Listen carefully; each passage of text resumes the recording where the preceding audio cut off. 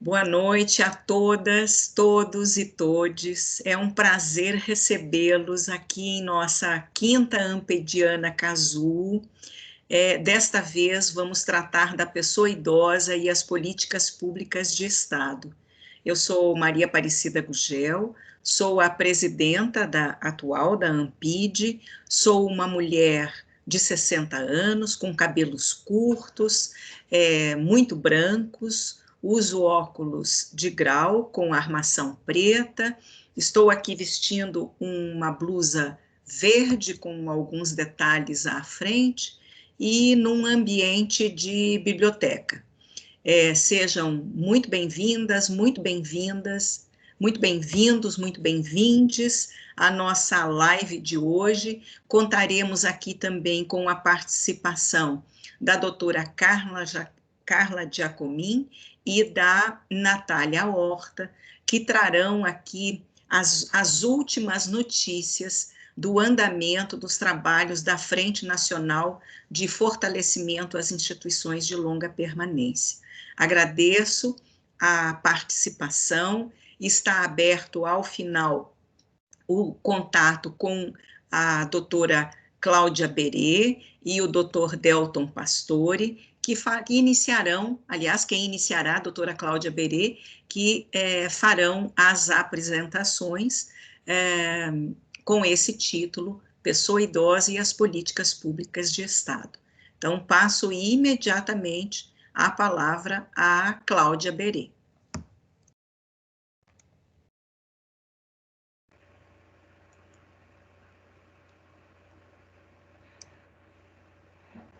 Bom, obrigada, Cida.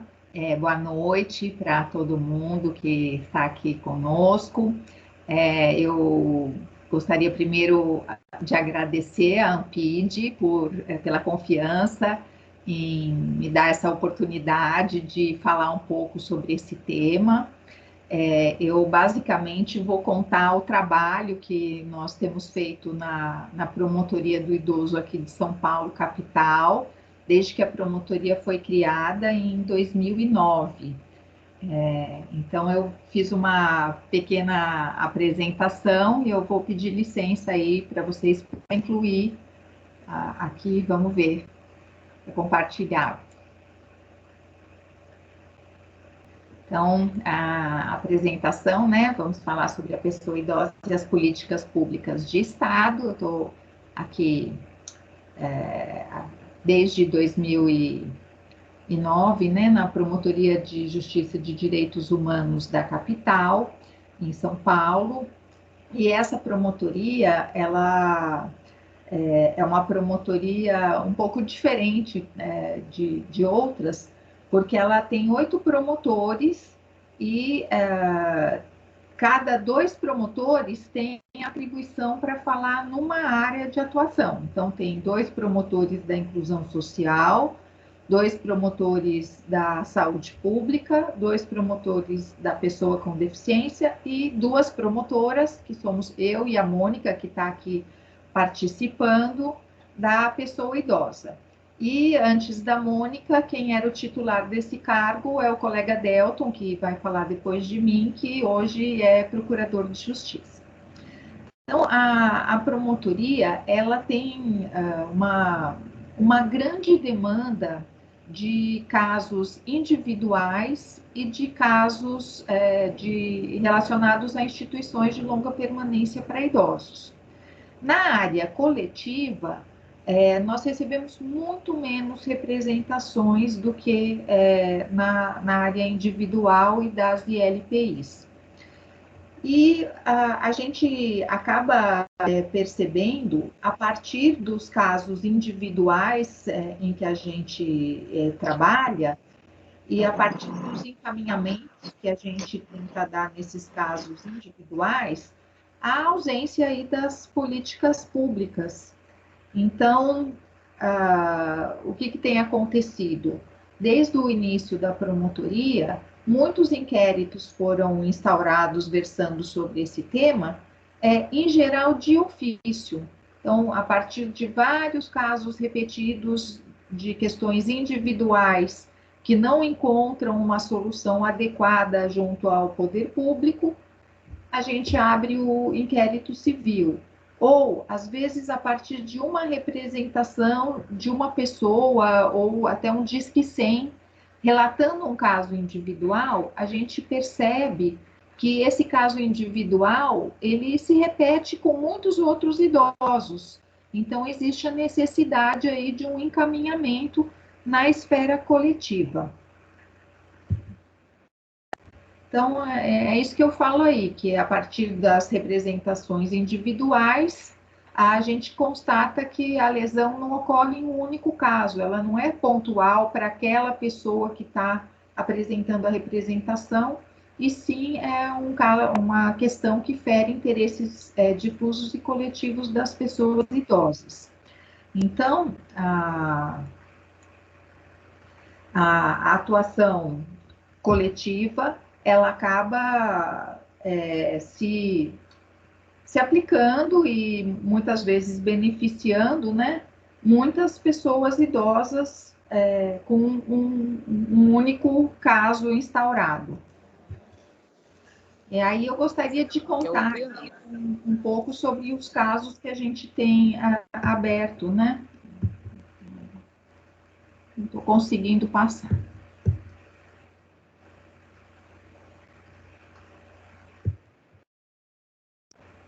Por que eu não estou conseguindo passar para frente? Aqui. Então, aqui o inquérito número 18/2009, ele foi instaurado imediatamente antes da implantação da Promotoria de Direitos Humanos, porque em São Paulo existia um grupo de atuação especial de proteção ao idoso, ele era conhecido como GAEP. Então, já havia uma atuação em favor da pessoa idosa, que começou como uma atuação voltada muito para a área criminal, porque, inclusive, o GAEP foi implantado antes da aprovação do Estatuto do Idoso. Então, não havia essa ferramenta de trabalho que depois favoreceu muito a atuação do Ministério Público. Então, quando entrou em vigor o estatuto, aí ele começou a ser utilizado na fiscalização das ILPIs, nos casos individuais, e começou a ser feito um trabalho de difusos, inicialmente tratando muito dos temas atendimento preferencial ao idoso e vagas de estacionamento privativas do idoso em estabelecimentos comerciais. E aí, com a implantação da Promotoria de Direitos Humanos, a gente começou mesmo a trabalhar mais com a política pública. Então, o inquérito /09, ele tratava da insuficiência de vagas em instituições de longa permanência para idosos públicas, porque os promotores que trabalham há muitos anos na área, né, devem ter sofrido esse problema.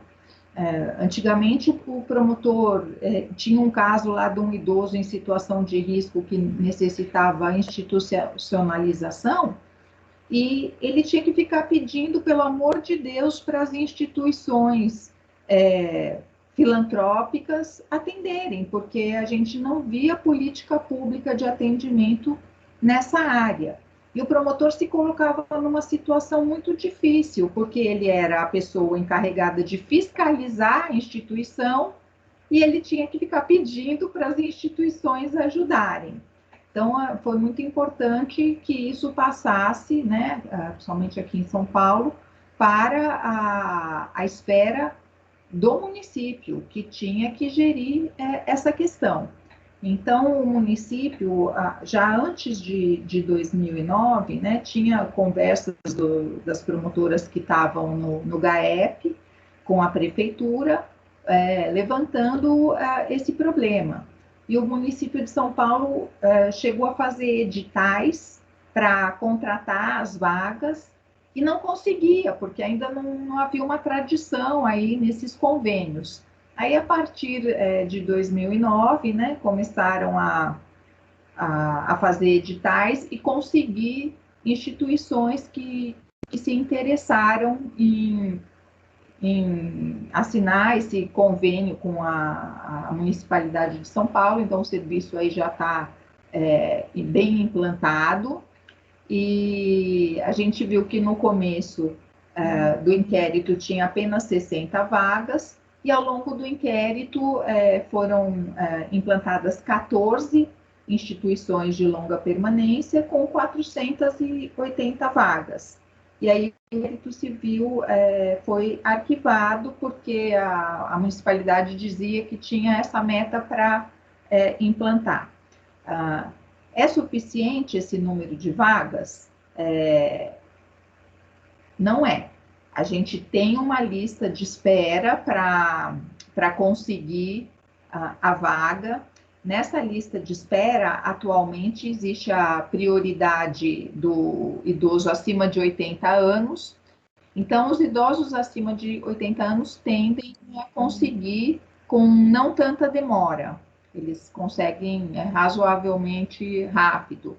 Mas os abaixo de 80, eles demoram, porque sempre que tem um de 80, tem a preferência. E aí, só quando não tem nenhum de 80 que consegue contemplar os que são menores. Então, eles acabam demorando aí muitos meses para serem institucionalizados. Mas a prefeitura, ela acaba incluindo o idoso que está na lista de espera em outros serviços para ter algum suporte até conseguir ser institucionalizado. Nós também, quando chegamos na promotoria, notamos aí que algumas questões relacionadas ao Conselho Municipal do Idoso que não estavam funcionando da forma como deveriam. Então, a primeira questão é que já em 2010, o governo federal fez uma legislação criando o Fundo Nacional do Idoso e facultando aos estados e municípios implantar os seus fundos também. É até muito curioso, na minha opinião, que tenha sido necessário implantar ou instaurar um inquérito civil para tratar dessa questão, porque a gente pensa, todo mundo vai querer abrir o fundo para arrecadar valores para favorecer a política, né? É a nossa lógica, né? Mas mesmo assim, precisou de um trabalho de convencimento das autoridades sobre a necessidade da criação. O Estado criou mais rápido e regulamentou e já fez vários editais aqui sobre o Fundo do Idoso. E o município, ele criou em 2012 também, mas ele demorou muito para regulamentar. Vocês veem aí que o decreto foi só de 2017. Então, foi regulamentado, foi aberta a conta, começou a receber as doações, e o primeiro edital foi feito no ano passado. Então, nós ainda estamos aí no curso do primeiro edital do Fundo Municipal do Idoso de São Paulo. A outra questão do Conselho, as outras questões do Conselho eu vou falar quando mencionar os outros casos. Então, um dos outros casos é o inquérito 550/2010, porque quando a gente começou a fiscalização das instituições de longa permanência em São Paulo, a gente chegava na instituição e falava, olha, você tem que ter o registro no Conselho Municipal do Idoso. E nunca ninguém tinha ouvido falar sobre esse registro. E aí uma pessoa me mandou por escrito, olha, eu fui no conselho pedir e eles falaram que não fazem isso. Então, nós abrimos um inquérito civil para que o Conselho Municipal do Idoso se adequasse e passasse a fazer a fiscalização das instituições. Por que o Conselho não fazia essa fiscalização? Porque o Conselho Municipal do Idoso de São Paulo foi criado em 1992, antes da lei da política nacional do idoso, que prevê, né, a criação dos conselhos paritários e deliberativos. Então, a lei previa outras funções, outra configuração do conselho. Então, quando a gente chamou, a gente falou, olha, mesmo que a lei de São Paulo não fale sobre essa atribuição, o Estatuto do Idoso fala. Aí o conselho falou, mas nós não temos condições, porque nós não temos estrutura para fazer isso. Então, depois de algumas reuniões, a secretaria disponibilizou meios e o Conselho Municipal do Idoso passou a fazer as inscrições e o inquérito civil foi arquivado. Tá? Aí o inquérito 99/2011 é um inquérito que ainda está em andamento, aí, apesar de ser tão antigo, e ele é um inquérito assim, bastante importante dentro da promotoria. O que acontecia na promotoria do idoso? A gente recebia os casos dos idosos em situação de risco que necessitavam de institucionalização e pedia para a Secretaria da Assistência providenciar. Aí a assistência começou a nos responder que não poderia institucionalizar diversos idosos, os mais vulneráveis, porque tinham vários problemas de saúde. Ora, mas eram justamente os idosos com mais problemas, com menos independentes, que precisavam da institucionalização. Então, a gente começou a ver esse tipo de briga e acabou instaurando esse inquérito para tratar da institucionalização de idosos dependentes e que necessitam de cuidados de saúde nas instituições da assistência social. Então, esse inquérito andou e, num determinado momento, a assistência começou a falar, não, nós temos que criar uma instituição para idosos muito dependentes, né, o que eles chamam de ILPI grau 3. E falavam que tinha que fazer isso, mas não faziam. Aí, como que a gente acabou conseguindo isso? Não foi graças à minha boa conversa. Havia uma instituição de longa permanência conveniada, muito boa, inclusive, que tinha idosos, muito idosos, né? No caso, era até do Delton. E essa instituição começou a operar com prejuízo, começou a ficar devendo e resolveu encerrar suas atividades enquanto instituição de longa permanência. Aí começou aquela dificuldade em destinar os idosos. Então, vários idosos foram restituídos à família, outros foram levados para instituições de grau 2, e até que finalmente sobraram 14 idosos, muito idosos e muito dependentes e sem família ou com família sem condições de abrigá-los, de modo que a prefeitura viu que ela ia ter que atender esses idosos, ela resolveu chamar uma das instituições conveniadas e propor que mudasse o modelo daquela instituição e ela passasse a ser uma instituição grau 3. Então, foi dimensionada uma equipe de saúde, com médico, enfermeira, nutricionista, acho que chegou a ter terapeuta ocupacional, recursos pessoais de saúde que deveriam ser pagos com recursos da saúde. Então, essa instituição, essa organização social fez um segundo convênio, além do convênio que ela tinha com a assistência, ela fez um segundo convênio com a Secretaria da Saúde, então ela passou a receber as duas verbas, a verba da saúde destinada a custear os profissionais de saúde. Então, essa ILPI grau 3 aqui é a ILPI Canindé, e ela tem 60 vagas, e ela abriga idosos que necessitam de oxigênio, alimentação integral, né? Pessoas aí com bastante grau de dependência. Aí, passado algum tempo, a prefeitura começou a pensar, a gente ainda cobrava, né, a atuação da saúde nas demais instituições, porque não é porque é uma instituição que atende idosos menos dependentes que não precisa da atuação do profissional de saúde. Então, a gente acabou conseguindo que a prefeitura fizesse uma portaria intersecretarial visando a que houvesse uma atuação conjunta entre a assistência e a saúde nas demais instituições de longa permanência e, inclusive, nos centros de acolhida especiais para idosos. Então, houve uma mudança de visão dentro da prefeitura com esse entendimento de que deverá haver atendimento de saúde em todos os equipamentos para o idoso, até para evitar que o idoso tenha que ficar mudando de instituição, né? Idealmente ele consiga ser cuidado e permanecer no lugar onde ele está, conforme até uma das diretrizes do Estatuto do Idoso. E então foi feita essa portaria intersecretarial que previa a redação de um protocolo de atuação conjunta.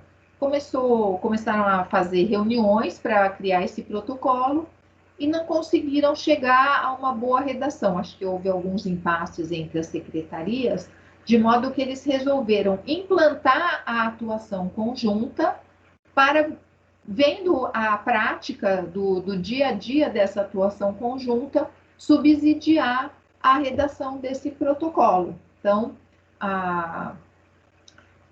em janeiro de 2020, olha que sorte, né, com essa questão da Covid, né, foi super importante.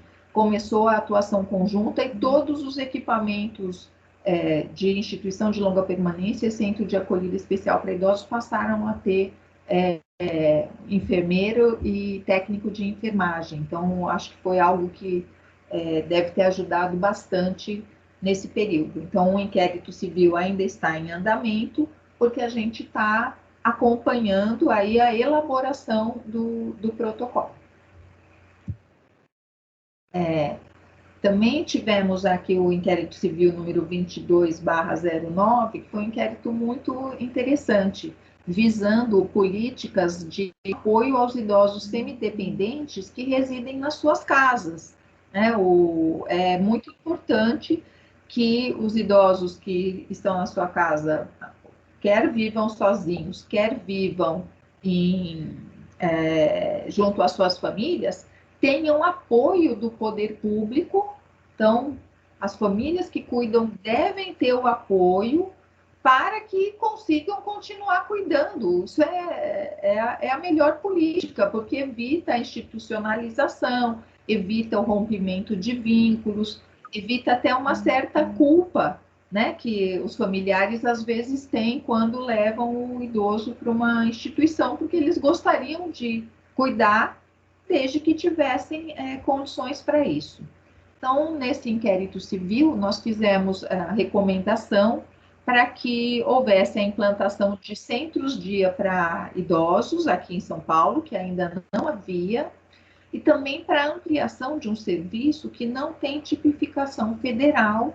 Então, é um serviço que foi criado aqui em São Paulo e que a gente vê que ajuda muitas pessoas idosas, que é o Programa de Acompanhantes de Idosos, né? Eles chamam de PAI. Não é um programa de cuidadores em tempo integral, mas é um programa que visa a inserção dos idosos no sistema de saúde, apoiar a marcação de consultas, a retirada de medicamentos, ajudar até na administração dos medicamentos.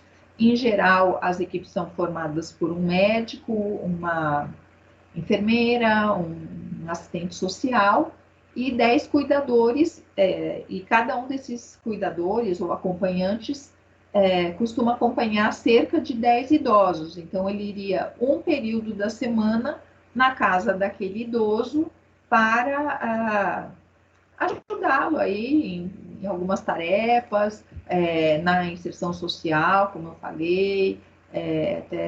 Temos aí diversos relatos bastante interessantes.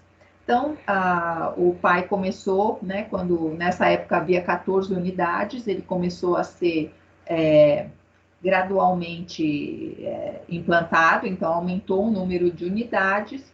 Então, após a implantação de 16 centros-dia, e nós já estávamos com 39 unidades de PAI implantada, o inquérito civil foi arquivado, mas o plano de metas previa a implantação de mais equipes do programa de acompanhantes de idosos, que eu acredito que já está com um número de 50.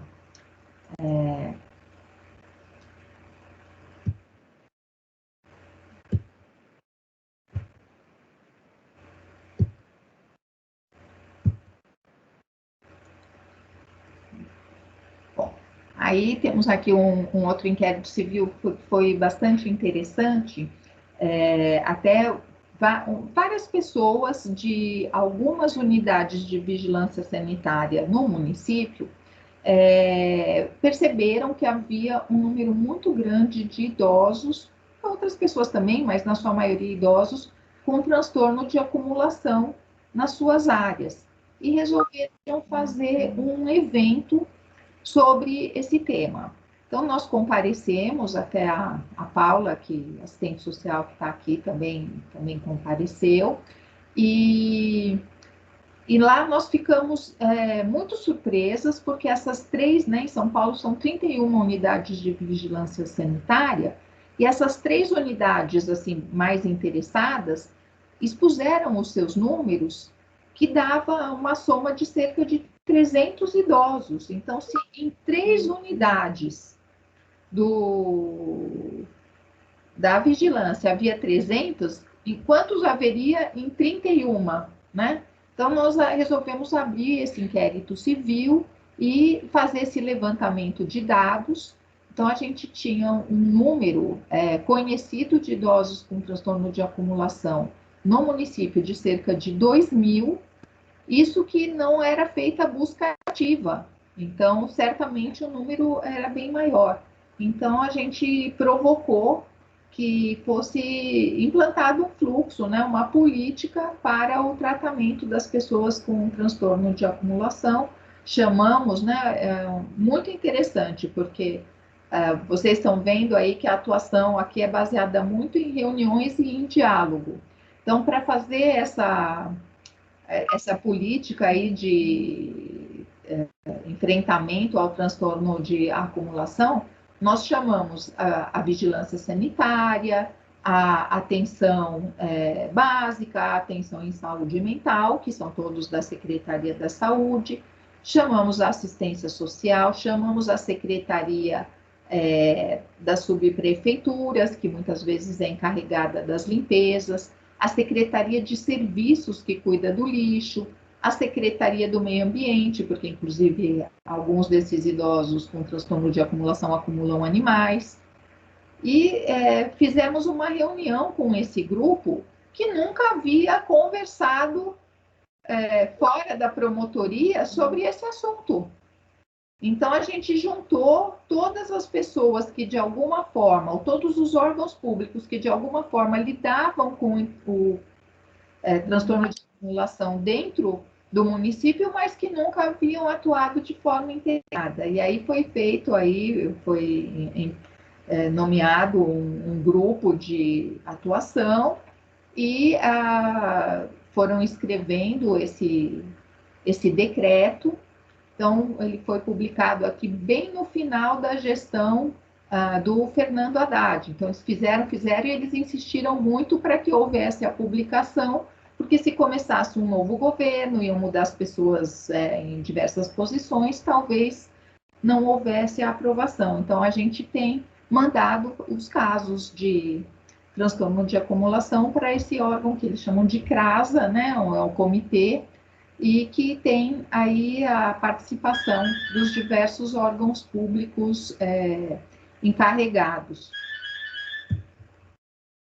Aí, então a gente tem, esses são alguns dos casos, né, que a gente tratou da questão da política pública, e em 2015 o Ministério Público editou esse ato normativo 934/15, para tratar do procedimento administrativo de fiscalização, que é o PAF, que é um instrumento que a gente usa para fiscalizar as ILPIs, e a gente também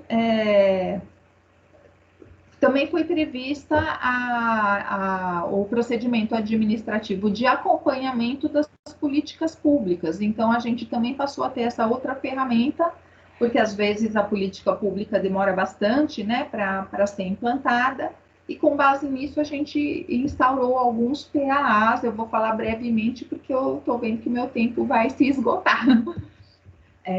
Então, o primeiro PAA foi o 814/17, justamente por causa daquela questão que eu mencionei no começo, porque o Conselho Municipal do Idoso em São Paulo não é paritário e deliberativo. Então, a gente provocou que fosse refeita a lei, fosse feita uma nova lei, para que o Conselho passasse a ter essas características, né? Então, a lei foi recém-aprovada aqui, dia 21 de setembro de 2020, e ela só vai valer a partir da eleição que aconteceu um ano depois da sua vigência. Então, nós já temos uma lei prevendo, mas a gente ainda não está com esse conselho paritário e deliberativo implantado. Também no mês de março, né, foi implantado esse PA 219/2020 para acompanhar as medidas de prevenção ao coronavírus na população residente em instituições de longa permanência. Então, esse PA está enorme e a gente teve aí um foco em se relacionar com as autoridades sanitárias, visando a fiscalização, se relacionar com as autoridades de saúde, visando a ter fluxos de atendimento para casos de Covid de idosos institucionalizados, e passou a se relacionar muito intensamente com as próprias instituições de longa permanência. Antes de ser implantado o teletrabalho, nós conseguimos fazer uma lista de e-mails, que tem mais de 600 e-mails, ou entre 600 e 700 endereços de e-mails das ILPs aqui em São Paulo, para a gente começar a municiar as instituições com as notas técnicas, com trabalhos, né, com informações relevantes, informações sobre auxílios. Nesse PA, nós recomendamos a suspensão das visitas ainda quando a gente estava em trabalho presencial. A gente acha que teve uma adesão bem grande a essa recomendação, e agora em outubro a gente encaminhou um protocolo para a realização das visitas, né, depois de mais de 6 meses aí de isolamento dos idosos. Então, acredito que muitas instituições estejam seguindo o protocolo que a Vigilância Sanitária elaborou. Então, o inquérito, esse PA tem sido aí bastante importante para instrumentalizar todas essas ações. Nós também fizemos aí um levantamento aí do número de casos e de óbitos, né? A gente tem aqui no município de São Paulo cerca de 16 mil idosos institucionalizados, e a gente teve mais de 500 óbitos, né? Infelizmente, houve aí um número bem grande de surtos, um número que, infelizmente, é grande de óbitos, mas que, se a gente for analisar em termos de percentual dos idosos institucionalizados e for comparar com o que aconteceu em outros países, inclusive países do primeiro mundo, a gente tem um percentual aí bem mais baixo, né?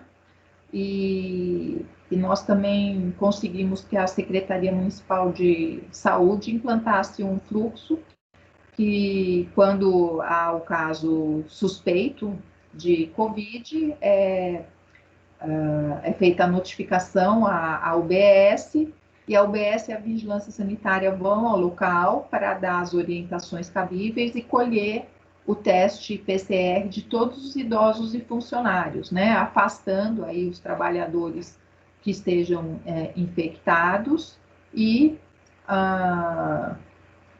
viabilizando aí o isolamento dos idosos infectados, né, a separação entre os infectados e não infectados. Então, foi feito um fluxo aí dentro do possível, e o inquérito, o PAA está em andamento, né? O que a gente mais gostaria era de poder arquivar esse PAA, porque acabou a pandemia, mas infelizmente aí a perspectiva não é aí de curto prazo.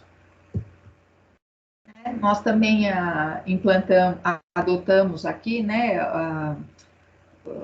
abrimos um outro PA para apurar as medidas adotadas pela municipalidade para preservar a saúde das pessoas idosas de forma geral, e aí não com o foco nas institucionalizadas, né? Esse PA está com a Mônica, e ele foi aberto numa época que começou aí a ter uma certa...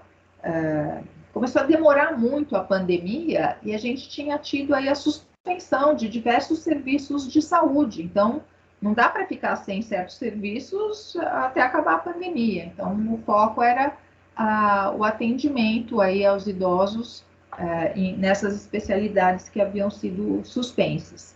E por fim abrimos 2 PAAs para acompanhar as eleições dos conselhos do idoso, uma para a eleição do conselho municipal e outra a eleição do conselho estadual.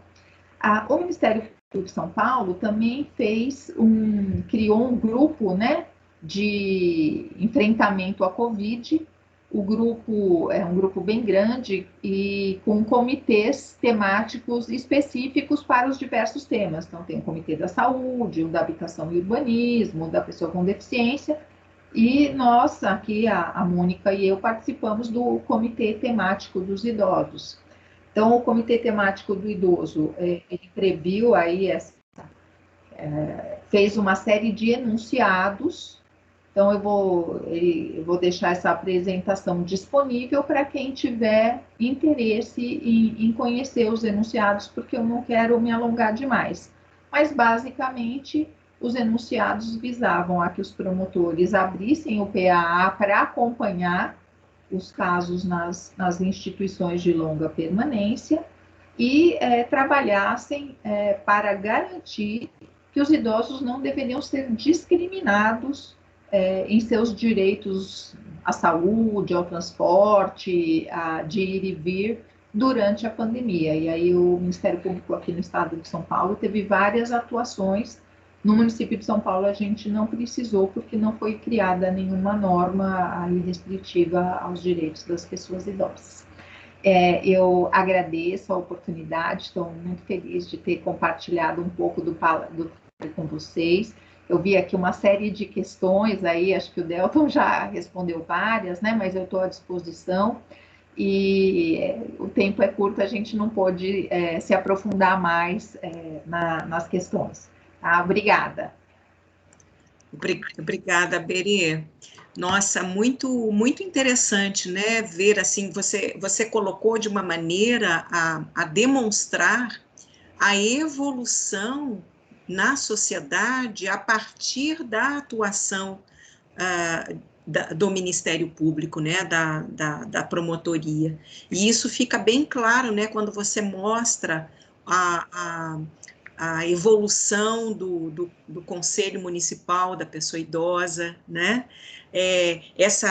esse diálogo, essa forma dialógica com as instituições, né, que tratam da pessoa idosa, não só de saúde, mas assistencial, muito interessante. Fiquei bem impactada com a evolução aí, e num curto espaço de tempo, né, se é que a gente pode falar assim, né, em uma década, quanta construção, né, quanta construção dialogada, muito legal. Obrigada, Cláudia. Então, eu passo a palavra ao Delton Pastore, nosso querido colega também de São Paulo. Há pouco tempo, Delton estava na promotoria, como Berê coloca, né? E Delton agora está como procurador de justiça e tem, como ele mesmo diz, agora eu tenho uma visão amplificada do estado de São Paulo, e acho que essa visão que hoje Delton traz é muito importante, né, para todos nós que trabalhamos no Ministério Público. Então, Delton, a palavra é sua.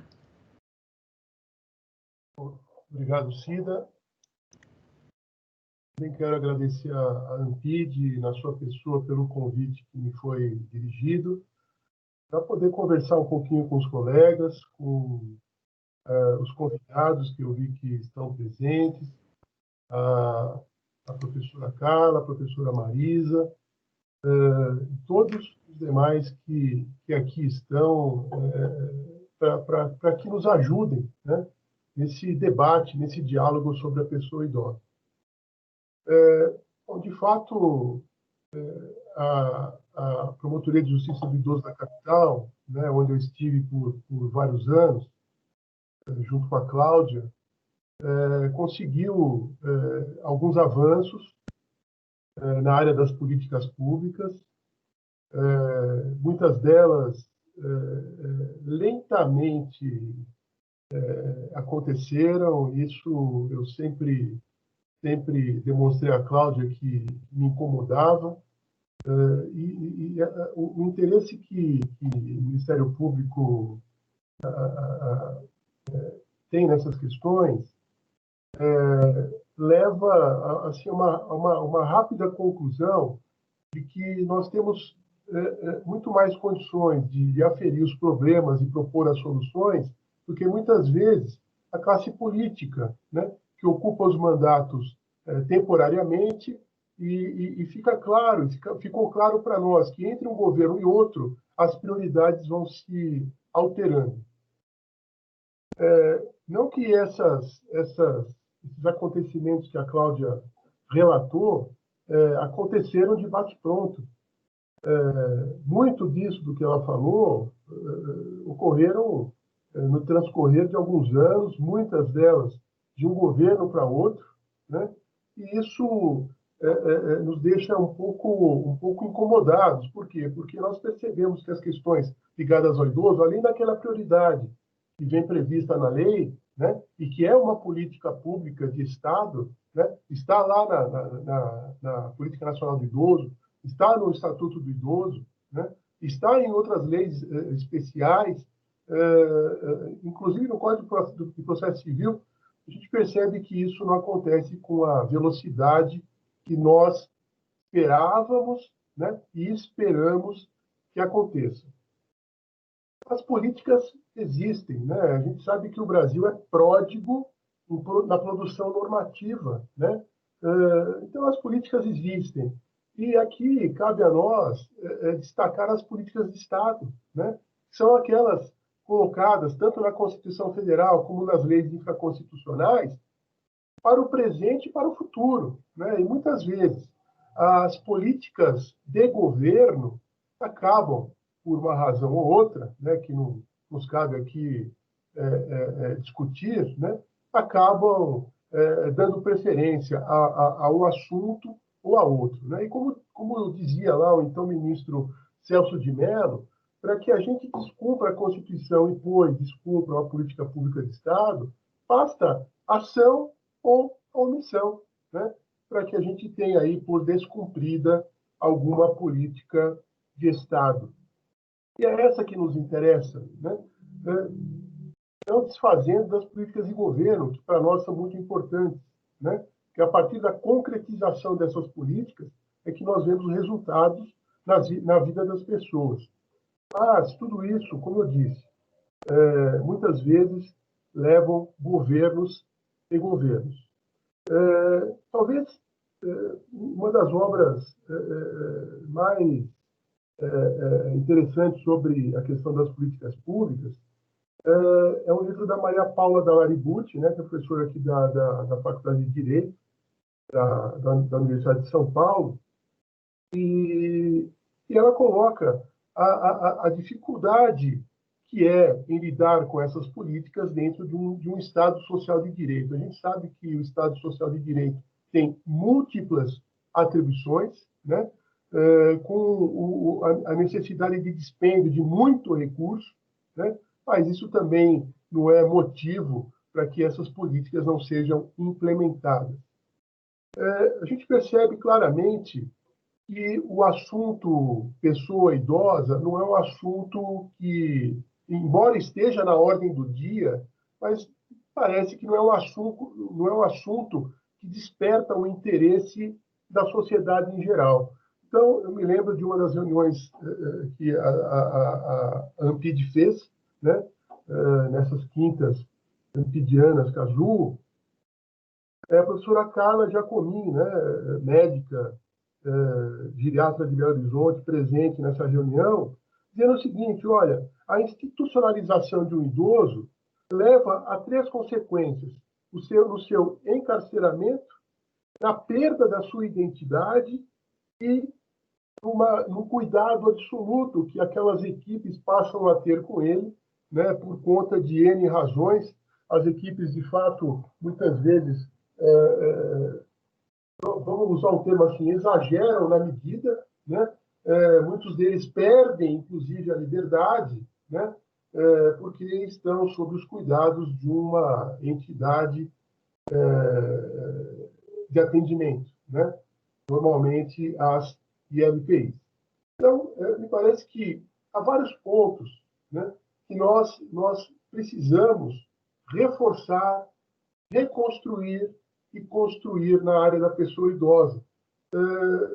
O Brasil é muito grande, né, e eu preciso falar isso porque aqui há colegas de todo o Brasil, né, e com realidades muito distintas, muito distintas.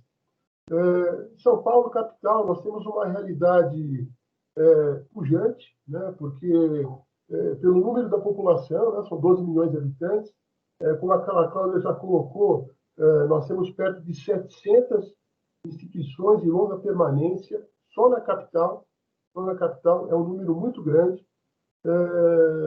Nós buscamos acompanhar todas elas através de processos de acompanhamento e funciona, claro.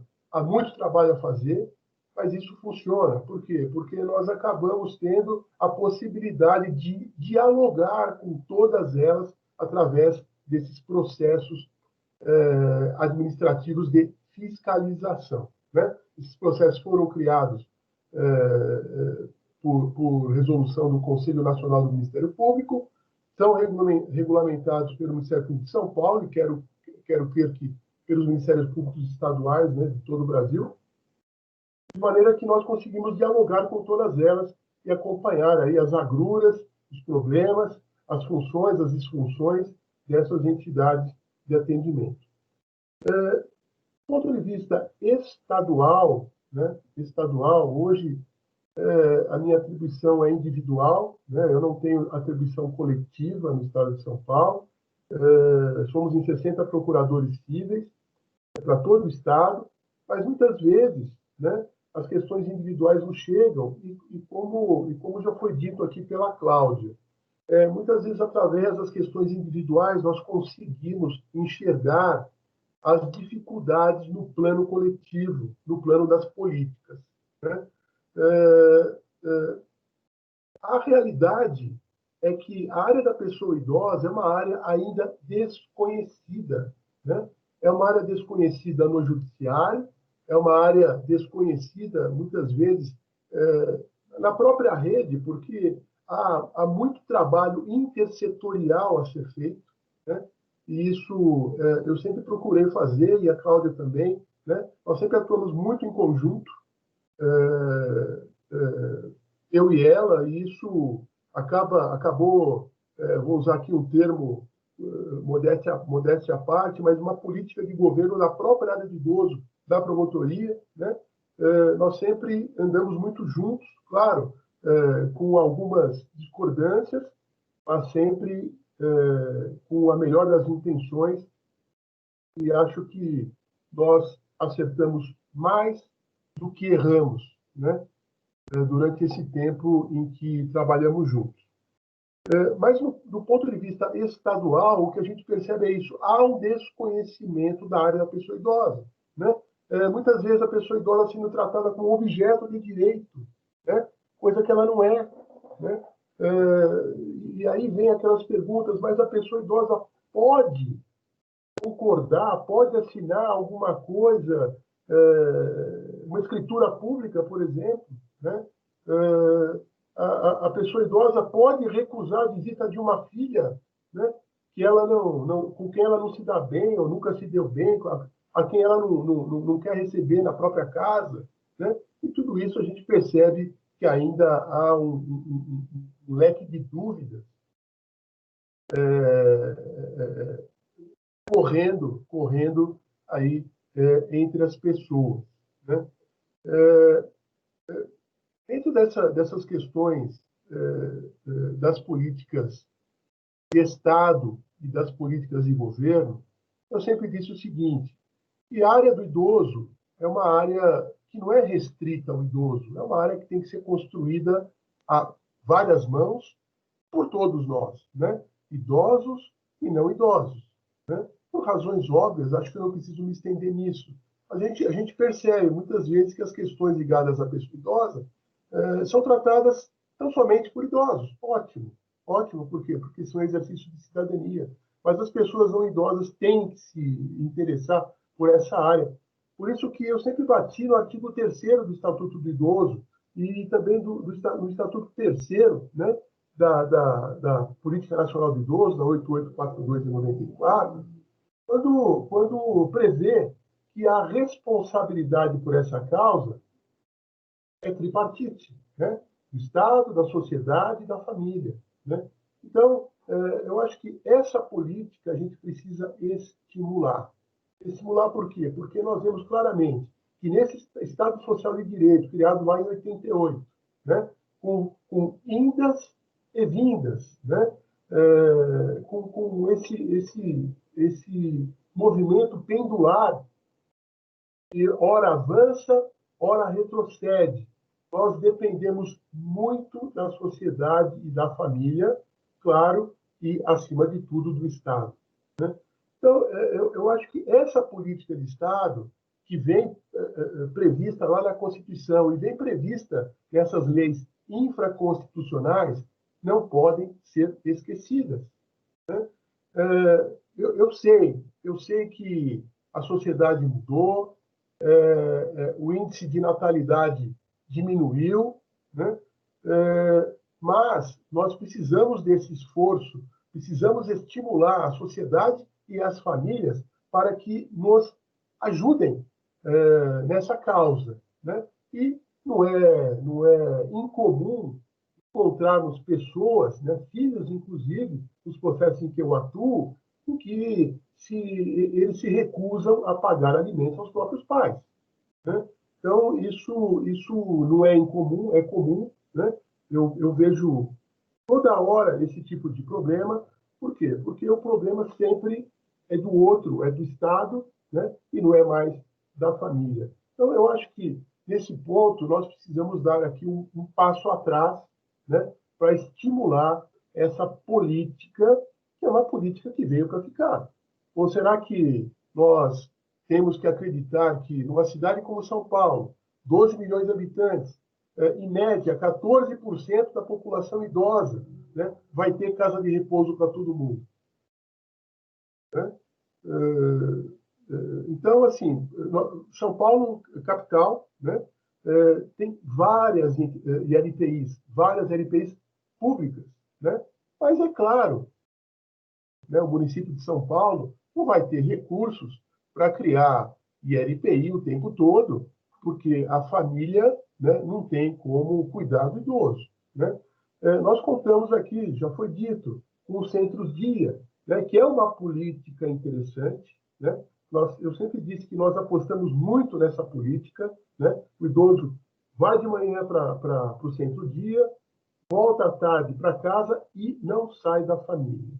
Então, esse é um serviço genial, fantástico e, muitas vezes, né, que representa um equipamento de passagem para uma ILPI. Mas me parece que esse serviço é fundamental e não pode faltar, sobretudo nos grandes centros, né, nas grandes capitais do Brasil, né?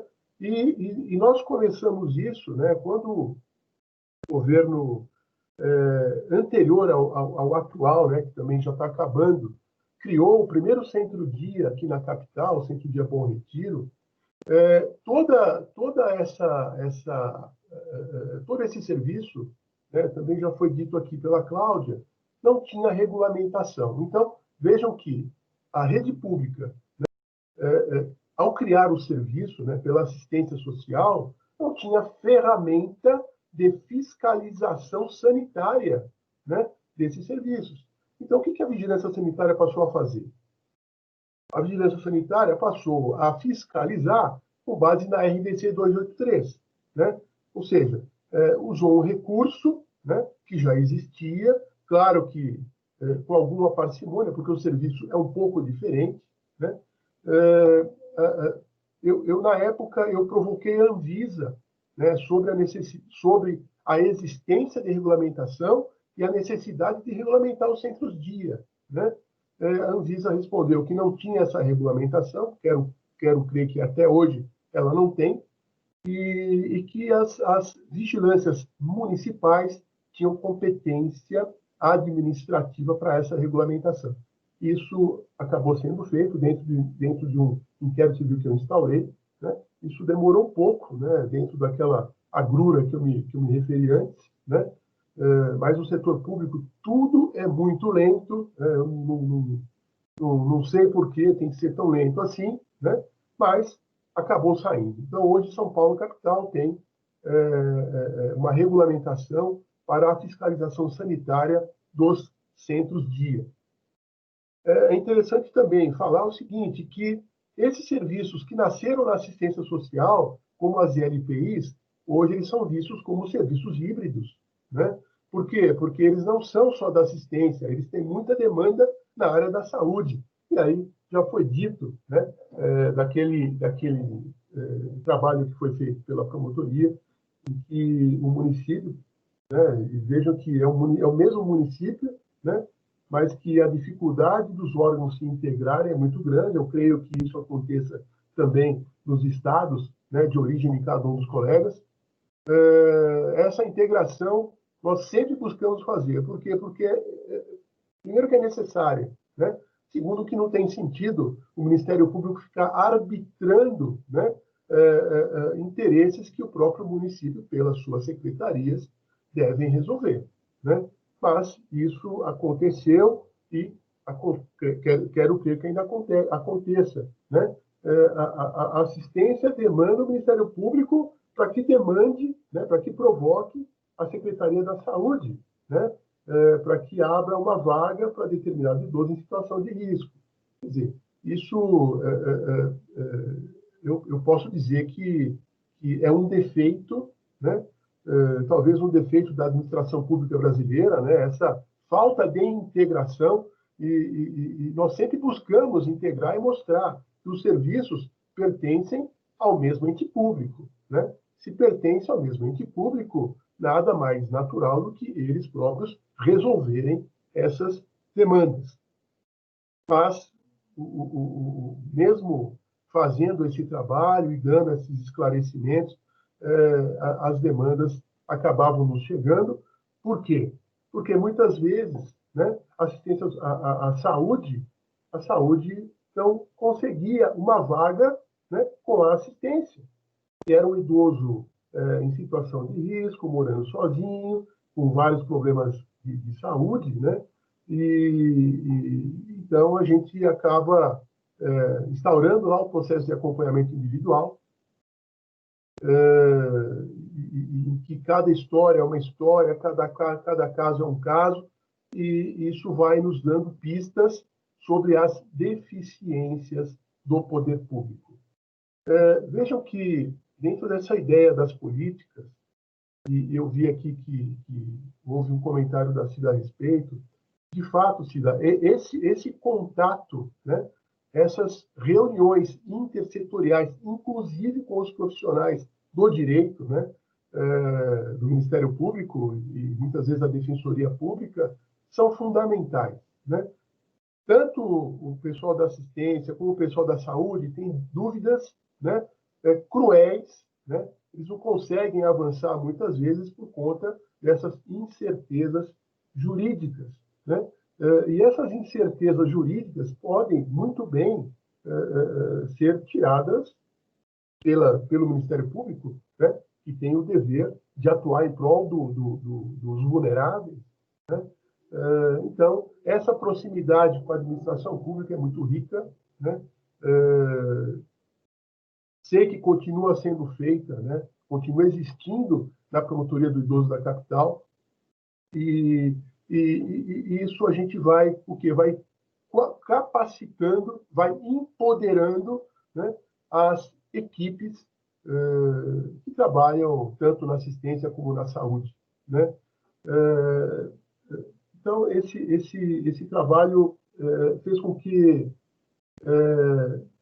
talvez em 2013, já perdi um pouco as contas, mas no final de 2013, e depois isso foi objeto da instauração de um PA também por mim, né? A gente começasse a ter reuniões periódicas com a supervisão de saúde aqui da cidade, né?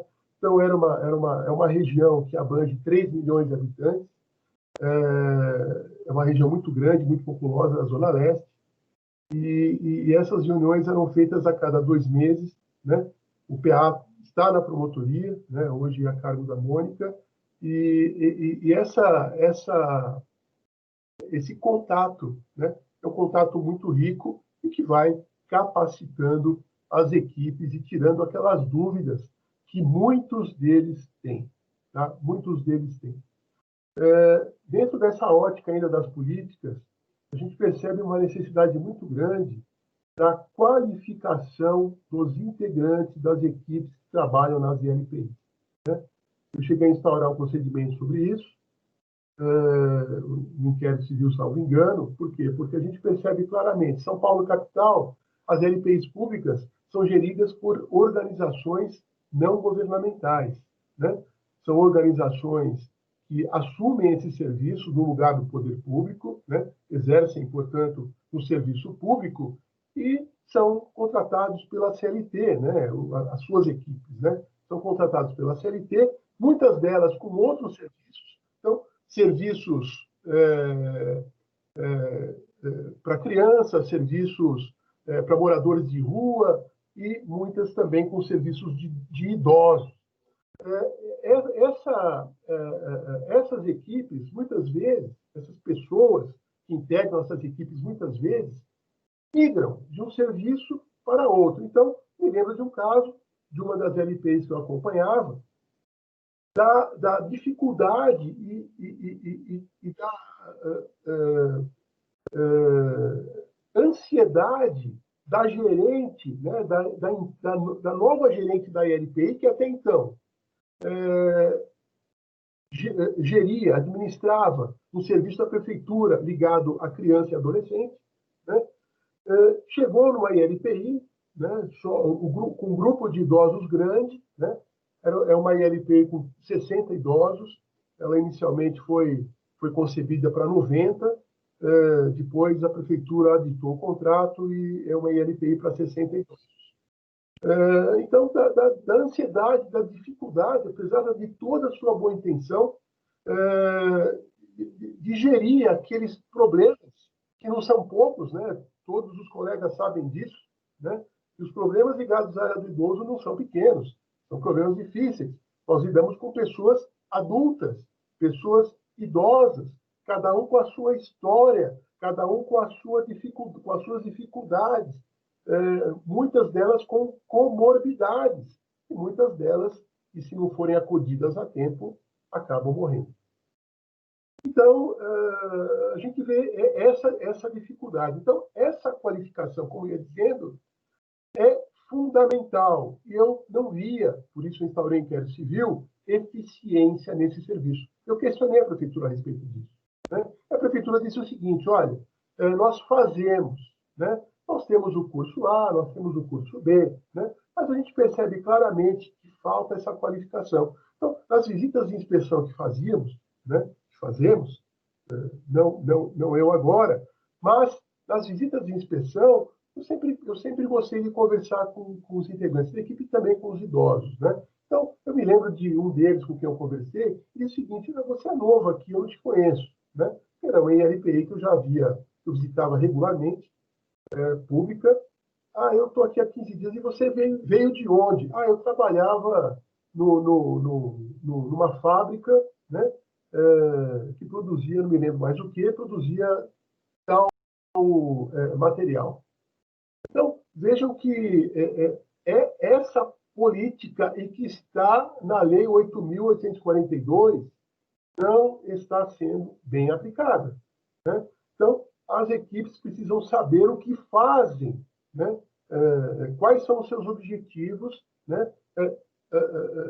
E quais são os riscos que aquele grupo apresenta. Na mesma ILPI, certa vez, uma visita de inspeção, e aí eu já não estou falando mais em questão de qualificação, mas já ligando a ela, havia uma idosa na cama. Então, a gente faz aquela visita percorrendo todos os quartos, entrando nos quartos, conversando com os idosos. Havia uma idosa cega, né? Eu fui conversar com ela e perguntei o seguinte: a senhora é cega desde que nasceu, né?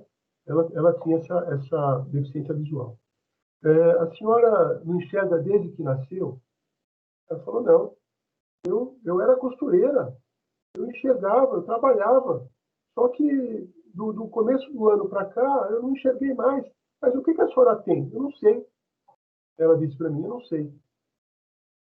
Eu fiquei intrigado com aquilo, perguntei para a equipe, né, alguém da equipe, que também não soube responder. Falei: bom, a senhora foi ao médico? Não, não fui. Chegando na promotoria, eu fiz contato com uma UBS, né? Expliquei o problema para a gerente e a gerente acabou encaminhando aquele caso para uma consulta, né, com o oftalmologista. Ela tinha o quê? Catarata das duas vistas e por isso ela não enxergava mais. Ou seja, aquilo que se esperava, né, aquilo que se esperava da gerência ou mesmo da equipe daquela ILPI não aconteceu, né? Tanto que essa senhora fez a primeira cirurgia da catarata, começou a enxergar. Depois ela fez a segunda e começou a enxergar. E quando eu voltei lá em visita, ela reconheceu a minha voz, né? Mas ela até então não tinha me visto, né? Só depois que ela fez a primeira cirurgia. Então, assim, essa política ainda não está à altura daquilo que nós necessitamos, né? Você quer ver um outro caso? Eu sei que a doutora Carla está aí, né? Caso de transtorno de personalidade, né? Aquelas pessoas que são muito difíceis. Uma vez eu perguntei para uma geriatra aqui em São Paulo: o transtorno de personalidade, como é que se cuida, né? Porque nós temos dificuldade com isso, né? Olha, ela respondeu assim: o transtorno de personalidade é o difícil dentro do difícil. Então, por que eu digo isso? Porque houve uma tentativa, né, de que esses casos deviam ser transferidos de uma ILPI para outra, né? E eu sempre resisti a essa atitude, a essa solução. Isso a gente encontra também na lei, é uma política que está na lei, né? Por quê? Porque as equipes devem enfrentar essas demandas e saberem enfrentar essas demandas, né? São demandas na área da saúde mental, né? E eu vejo que no estado inteiro as questões ligadas à saúde mental vão muito mal, a ponto de, né? A ponto de, em questões ligadas ao direito público, em que eu também atuo, né? Como segunda opção aqui, ser necessária a judicialização, né? O ajuizamento de demanda para aquela internação compulsória prevista lá na lei federal. Né? Por quê? Porque os municípios não se desincumbem a contento das questões ligadas à saúde mental, né? Que é uma área que também está precisando de muito investimento, né? Para que nós consigamos aí lidar com todas essas demandas ligadas à área da saúde mental. Bom, mas de qualquer maneira, né? Dentro dessa ótica das LPIs e do transtorno de personalidade ou de qualquer transtorno de saúde mental, a saída não é eu sempre brinquei, né? Para que ele saia de uma ILPI pública, né? E no caso, a gente sempre via isso nas públicas, sair de uma pública e ir para outra pública, porque eu sempre disse o seguinte: ele vai ficar na rede, e nós vamos ficar com ele na rede. Então, qual que é a grande saída? A saída as equipes se prepararem, se qualificarem para saberem como enfrentarem essas demandas ligadas à saúde mental, que não são poucas. Eu não preciso também dizer sobre isso, porque todos sabem que as demandas na área da saúde mental do idoso são muito grandes.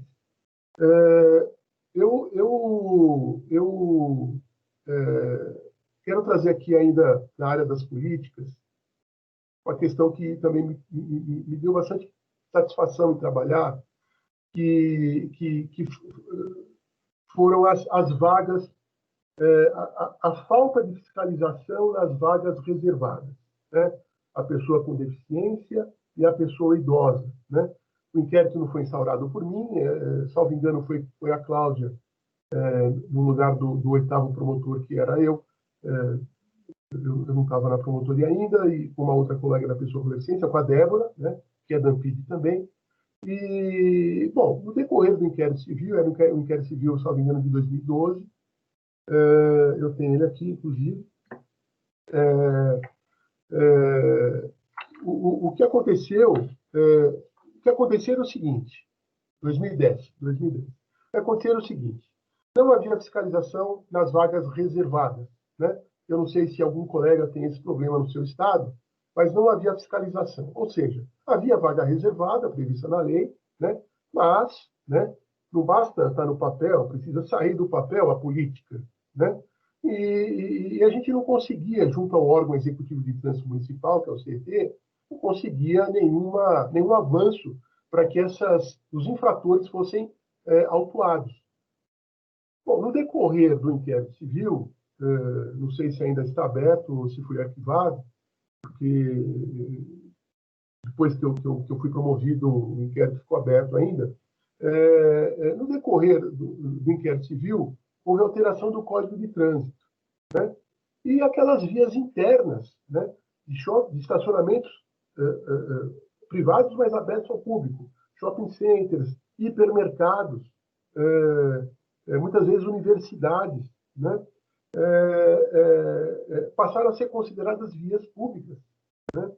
Uma ficção legal, a lei pode fazer, então isso foi resolvido assim. Bom, a partir daí, só para simplificar, e foram várias as reuniões que nós fizemos com o CET, com a Associação Brasileira dos Shopping Centers, Abraço, com a Associação Paulista dos Supermercados, que é a APAS, né, que congrega todo o estado de São Paulo. Nós conseguimos a regulamentação do órgão de trânsito municipal, né?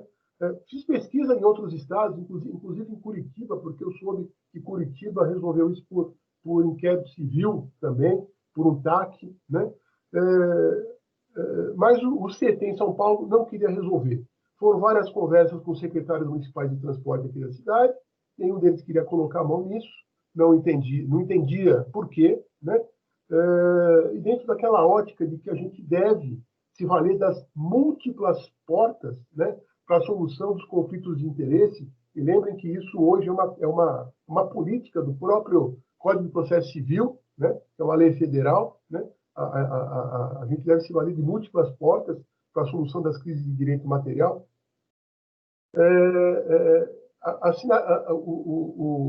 A questão do trânsito foi regulamentada e hoje vários desses estacionamentos possuem lá a placa de trânsito do permitido estacionar só para idoso, são vagas devidamente regulamentadas, e quem tiver a oportunidade de estar em São Paulo, procurem ver isso, né? Porque foi um trabalho que a gente acabou conseguindo fazer em cima desse inquérito civil.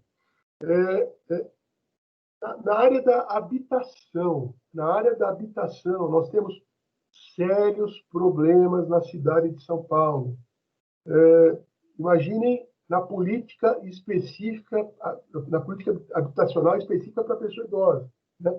Que é objeto de um outro inquérito civil, né, que eu instaurei. Por quê? Porque muitas das pessoas idosas com quem eu tinha contato, bom, mas eu preciso de uma casa para morar. Certa vez uma idosa me disse o seguinte: o senhor quer que eu saia da rua? Eu falei, eu quero. Então me dá uma casa para morar, né? Então, vejam que essa política ainda não anda como deveria andar na cidade de São Paulo. Há quem diga que faltam 500 mil moradias populares, há quem diga, já ouvi falar em 1 milhão de unidades habitacionais populares na cidade de São Paulo. Então, imaginem a magnitude desse problema, desse conflito, né, o verdadeiro conflito social, né, entre o Estado e aqueles que precisam, a ponto de eu propor à secretária da Ciência Social, na época, Luciana Temer, um trabalho na região metropolitana. Pô, a gente precisa fazer um trabalho na região metropolitana, porque não é possível, né, São Paulo querer fazer sem que os outros municípios da região metropolitana não façam, né? Parece que são temas de interesse comum de uma grande região, como é a região metropolitana de São Paulo. Né? Por quê? Porque me parece que a demanda, né, seria atraída na capital de São Paulo se só São Paulo investir nessa política. Né? Então, vejam que nós temos também esse problema sério, né? Falta uma política específica na área do idoso. Eu sei que o Estatuto fala lá nos 3% da reserva, né, nas unidades habitacionais, mas isso é insuficiente. Né? Nós precisamos daqueles programas, né, habitacionais ligados à pessoa idosa. Né? Em São Paulo nós temos um programa desse, funciona, né? Funciona com seus problemas, claro, né? Mas nós precisamos de muito mais, muito mais. Vejam que em 2013, por provocação de uma associação dos moradores de um bairro aqui da cidade, né, um bairro de classe média, média alta, a promotoria foi instada a um problema que demandava alguma providência. Então, assim, a reclamação era a seguinte, né, a representação que chegou era a seguinte: há muitas casas de repouso funcionando em zonas estritamente residenciais da cidade. Bom, eu instaurei esse inquérito e comecei a dialogar ali, conversei com a associação que fez a representação, era a Associação dos Moradores.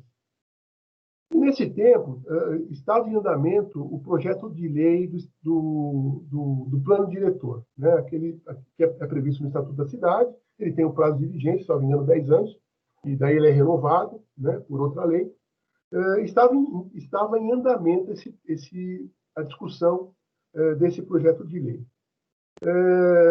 O relator era um professor da FAU, da Faculdade de Arquitetura e Urbanismo,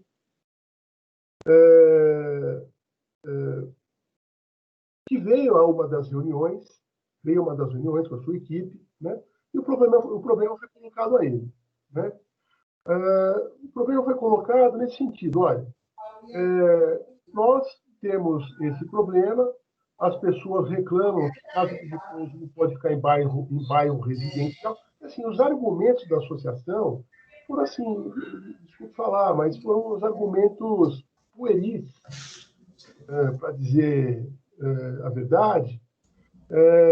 Por quê? Porque um dos moradores, integrantes da associação, disse o seguinte: bom, eu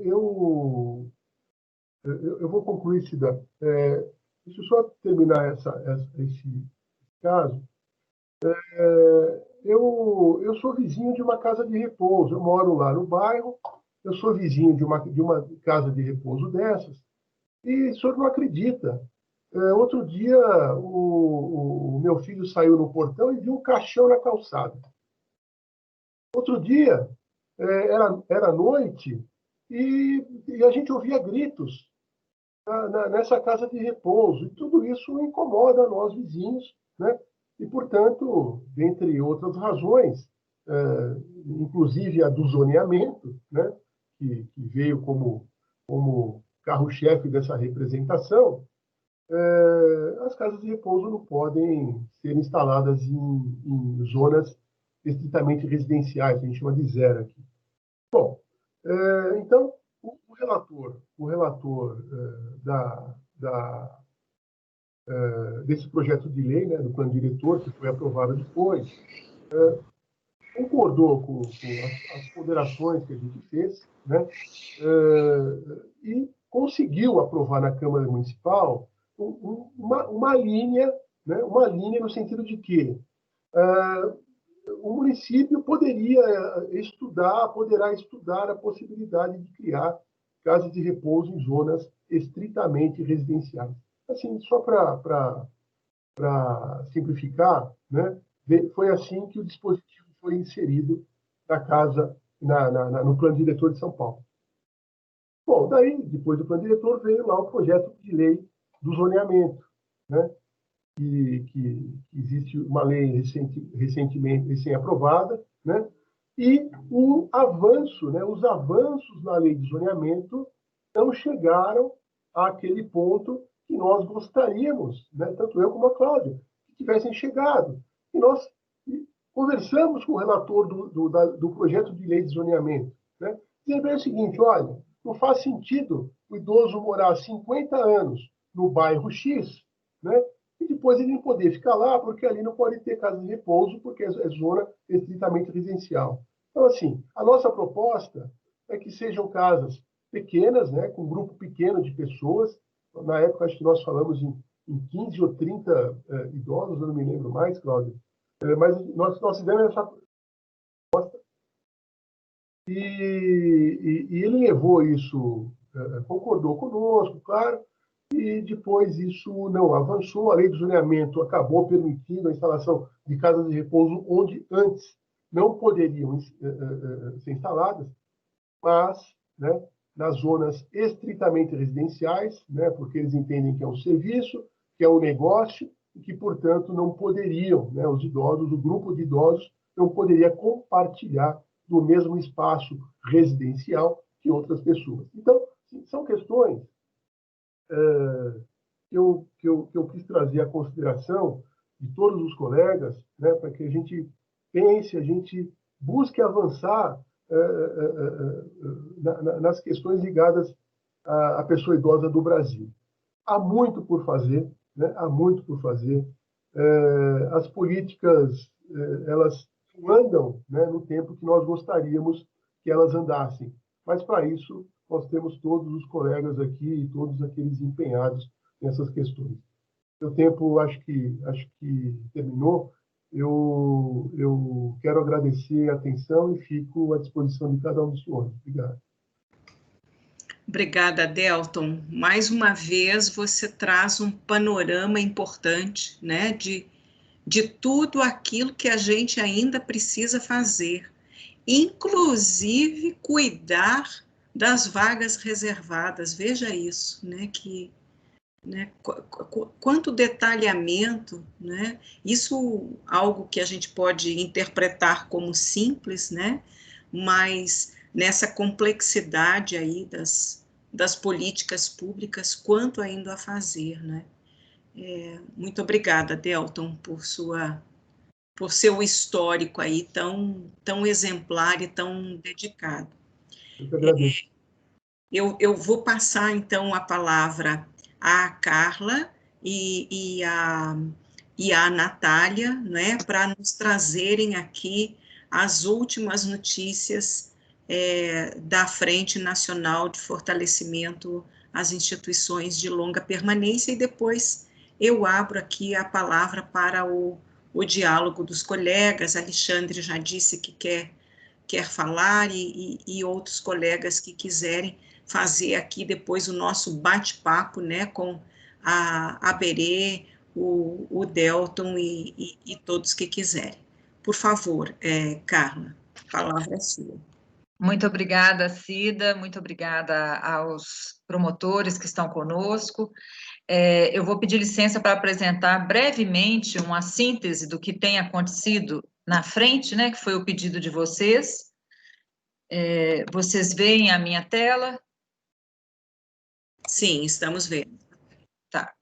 Então, a atuação da frente, né, o que eu queria aproveitar a oportunidade para estar conversando com vocês da promotoria, são as lacunas que nós conseguimos perceber ao longo desses 7 meses de atuação.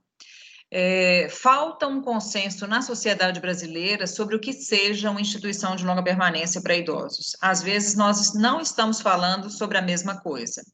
Falta um cadastro único de entidades assistenciais para o idoso.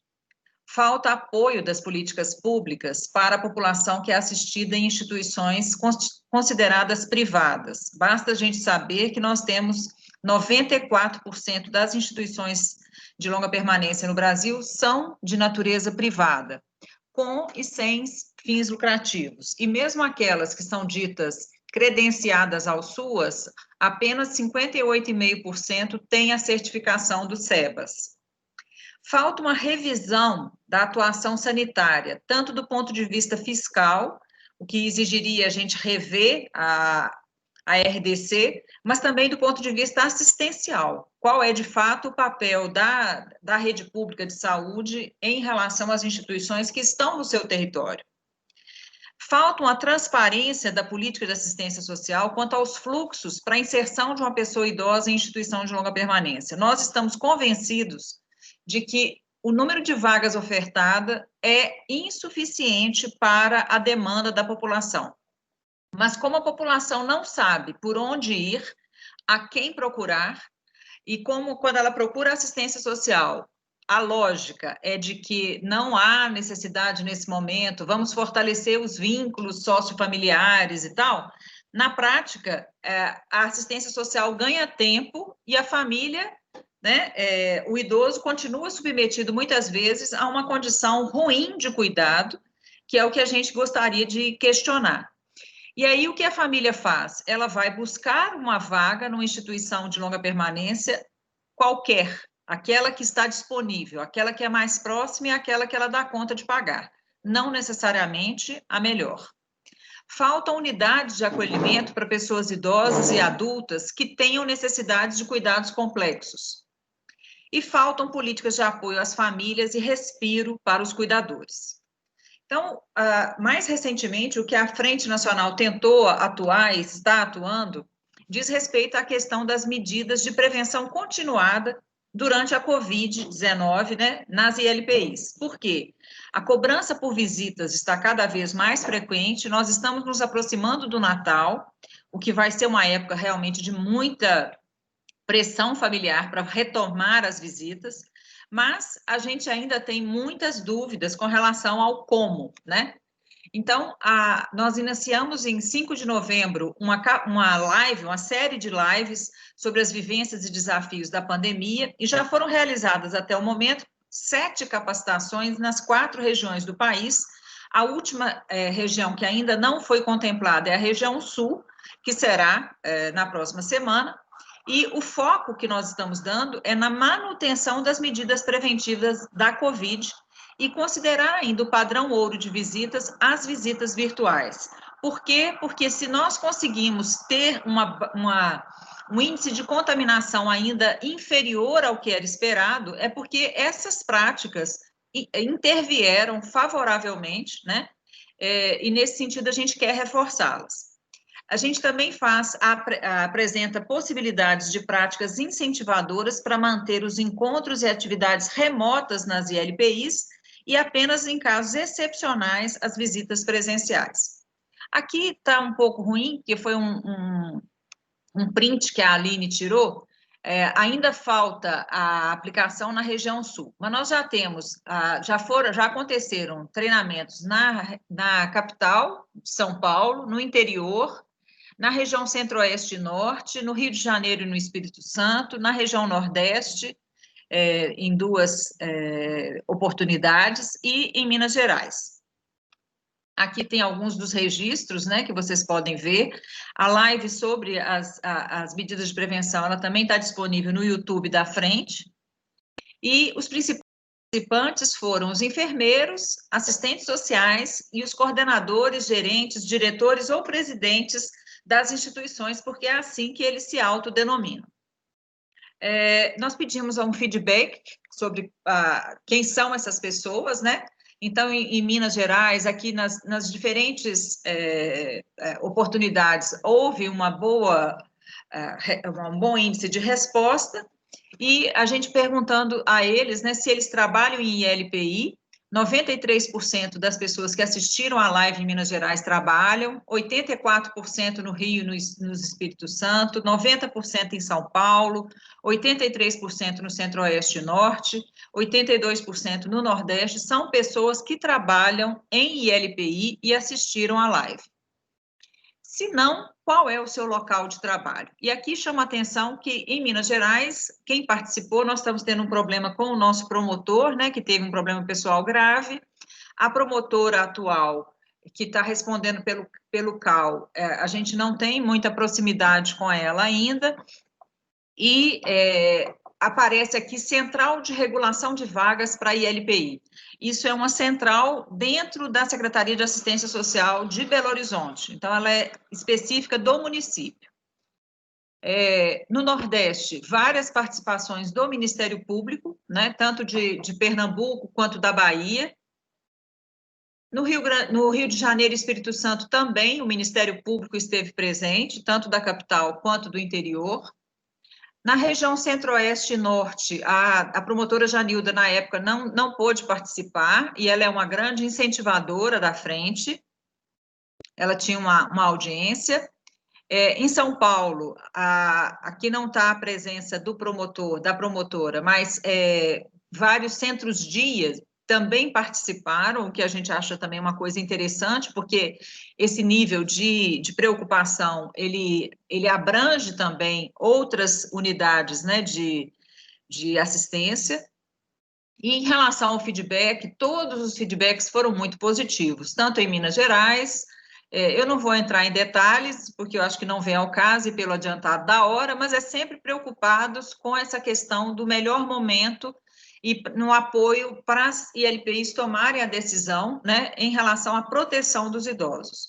Da mesma forma, no Nordeste, no Rio de Janeiro e no Espírito Santo, né, que traz a visibilidade para as ILPIs, mas que coloca essa necessidade desse olhar cuidadoso para as instituições.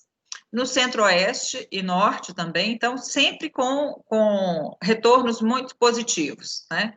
Da mesma forma aqui em São Paulo, colocando que a abordagem do tema transmite segurança para os profissionais, né? E quando a gente pede em relação à sugestão de futuras capacitações, direito dos idosos, papel dos técnicos nas ILPIs, processo de trabalho da equipe de saúde da família com a ILPI adscrita na área, como o procurador Delton já avisou, né, os idosos psiquiátricos, a legalização das ILPIs, quer dizer, normas que ainda não estão sendo cumpridas, como que eles podem atuar, né, e várias situações relativas realmente ao acolhimento e à ocupação dos idosos durante esse período. Aqui são alguns exemplos, né? As pessoas gostam muito de receber esse certificado, elas se sentem empoderadas pelo certificado, elas sentem que elas estão sendo qualificadas, né? E esse é um momento muito raro, né? Pessoas de todo o país recebendo, né, a chance de conversar com um especialista na outra ponta e poder aprender um pouco mais. E quando a gente pensa nos próximos passos, a gente queria muito contar com o apoio da ANPID também na divulgação da capacitação para a região sul, que está prevista para o dia 1º de dezembro. Nesse dia, nós vamos abrir para as demais regiões, se houver vagas. Nós vamos pedir a vocês também o esforço de ajudarem a gente a divulgar a cartilha do manejo, que é essa cartilha do manejo de visitas. E o nosso grande desafio do momento é construir posts, cards pequenos, podcasts e um material de fácil acesso para melhorar a qualidade do cuidado, né? Outra preocupação nossa é o apoio na divulgação de estratégias de reinvenção do Natal nas instituições. Nós pensamos que o nosso lema é, neste Natal, eu quero ser presente, para a gente dar essa dubiedade, né? Eu quero ser presente porque eu quero estar aqui, eu quero ser visto, mas eu também quero ser presente no sentido de eu ser o presente para alguém, né? Então, a gente está pensando em várias estratégias para que os idosos produzam também materiais e possam trocar materiais entre eles, trocar presentes, porque será um Natal que a gente vai precisar inventar novamente, tá bom? Então, essa, em linhas gerais, era a nossa apresentação e a gente fica à disposição para a gente conversar. Eu tentei ser o mais breve possível. Maravilhosa. Apresentação rápida, rasteira, objetiva, como só Carla sabe fazer. Pergunto a Natália se Natália quer fazer alguma intervenção. A Natália... Eu quero agradecer, vou falar bem rapidinho, eu quero agradecer a oportunidade de estar aqui com vocês e todo o apoio da Ampid. Lá no Norte nós tivemos o apoio do Dr. Vitor também, que a Cida Gugel, né, colocou interlocução comigo e ele apoiou muito a divulgação. Então, quero agradecer mesmo essa oportunidade. Obrigada. É isso, Natália e Carla, o que vocês precisarem, nós estamos todos e todas à disposição, né? Essas interlocuções, às vezes, elas demoram um pouco, né? Por exemplo, ali em Goiânia, né? A gente sabe que a gente tem Janilda, que está lá e que apoia a frente, mas a gente precisava fazer a interlocução com o Ministério Público Estadual, né? Então, ele demorou um pouquinho, mas acho que vocês conseguiram, né, chegar até o colega. Então, isso é bom, inclusive, para nós refazermos esses caminhos de interlocução com os nossos colegas nos estados, né?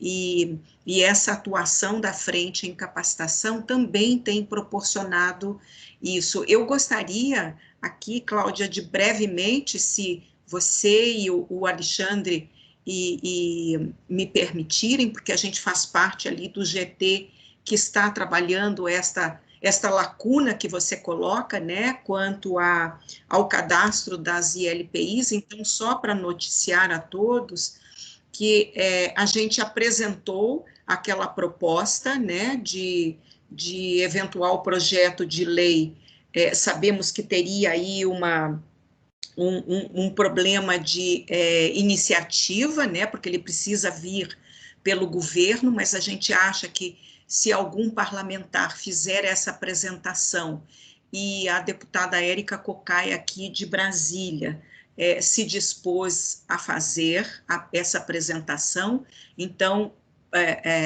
nessa consecução ali, na previsão da criação do Cadastro Nacional das ILPIs, né, assim, em comparação ao Cadastro Nacional da Pessoa com Deficiência, né, nós fizemos interlocução também para tentarmos uma audiência com termos, quer dizer, condições de falar junto ao Conselho Nacional de Direitos Humanos, então levar esta pauta para lá, né, para o Conselho Nacional de Direitos Humanos, e também para a Comissão de Direitos Humanos do Senado, né? Então, e, inclusive, amanhã tem uma audiência pública no Senado que trata da proposta nova não sei se do senador Paulo Paim, é o projeto de lei 5178, tratando da questão do exercício da profissão de cuidador, né?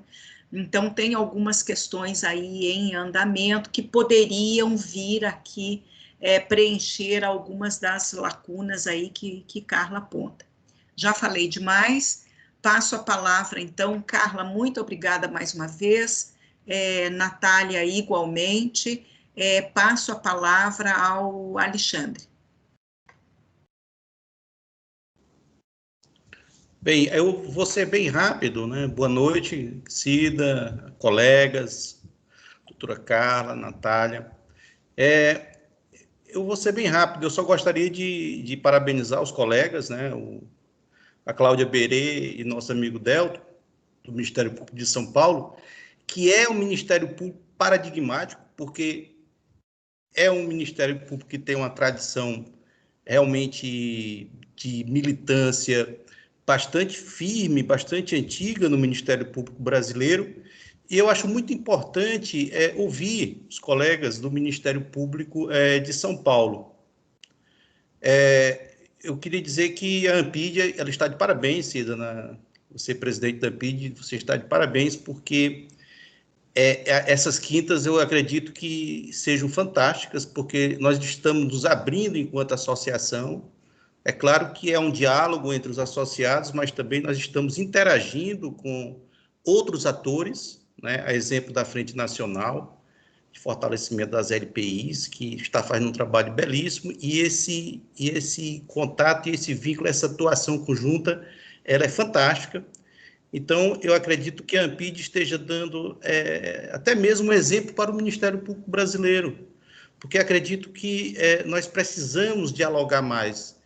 E esse encontro de hoje mostrou o caminho que o Ministério Público de São Paulo, onde nós temos, né, realmente o maior estado, né, a maior população idosa do país, o caminho de construção da promotoria e dos direitos, né, dessa tentativa de construção dos direitos das pessoas idosas no estado e do município de São Paulo. Então, esse exemplo que a Ampid está dando de diálogo, né, dessa conexão com outros atores, realmente, na minha percepção, é fantástico. Eu queria parabenizá-la, né, e todos da Ampid, também a Frente Nacional. Desde o início, eu disse que a Frente Nacional está, na verdade, fazendo um trabalho que, a princípio, deveria ser um trabalho do Estado, mas a sociedade civil, como um todo, né, está de parabéns, e eu fico orgulhoso, né, de poder, em nome do Ministério Público, estar colaborando com a sociedade civil e com a Frente Nacional. Vamos vencer essa batalha contra a Covid e tenho certeza que nós vamos avançar nos direitos da conquista, né, de direitos da pessoa idosa. Parabéns a todos, boa noite, obrigado. Obrigada, Alexandre. Esses elogios eu interpreto e levo para todos e todas nós, né? Porque a Ampid somos todos e todas, né? O que eu estou tentando fazer aqui é só juntar todo mundo e botar aqui na frente, né, nessa quinta ampidiana, que a gente gostaria que fosse presencial, mas por conta dessa nossa nova realidade, fazemos assim, e ainda bem que conseguimos fazer assim, porque assim nos vemos, nos encontramos, né?